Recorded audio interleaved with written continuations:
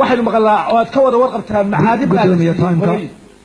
maxaa macaariifta loo siiyey war ma caqli baynaan lahayn waynoognaho dalka duni aan la ictiraafsanayn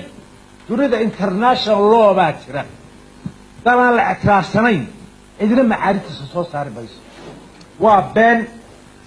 macaadin lagu soo saarayaa ma jirto kuwa saliidda kuwii berigii hore la warisiiyo meedho baa force majora meel ugu wada xidhan waxaa la warasiinayaa waa in qashinka nuclearka ah lagu quban weeye meelaha loo wada qaadanaya بلو كابل بانو قادرنا بلو كابل بانو قادرنا وروح سو سارن يا اركي مال بقار بلا بخشا بقشين سنبا لو دادين يا لغين يا دولك wax kale oo kala jeeda bajirto laynka soo dhan waxa soo layn samaacada ku rakiban oo lagu aasay samaacadahan oo kale bahalaas ku aasan bahalaas dhulka dhageysanaya dhulkay ku jiraan marka waxa weeye markay dhulka kaga gariiriyaanba macluumaadkii halkaas ku shubmayaan waa la qaadayaa waa laga shubayaa macluumaadkaas la fasiraya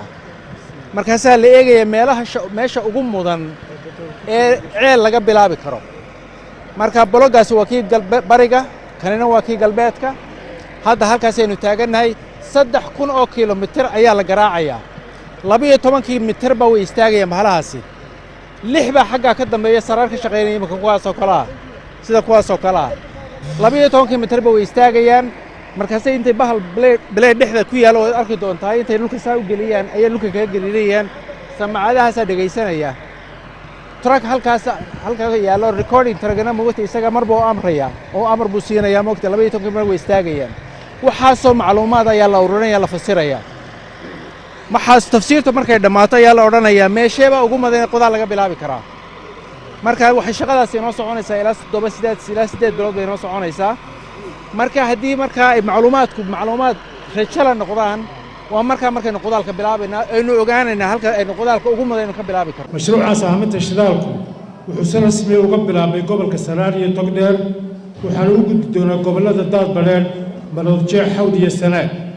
hase yeeshee waxaa reeban in sharciga gacanta lagu qaato ama la taago hawlgallada saaminta shidaalka waxaan u digayaa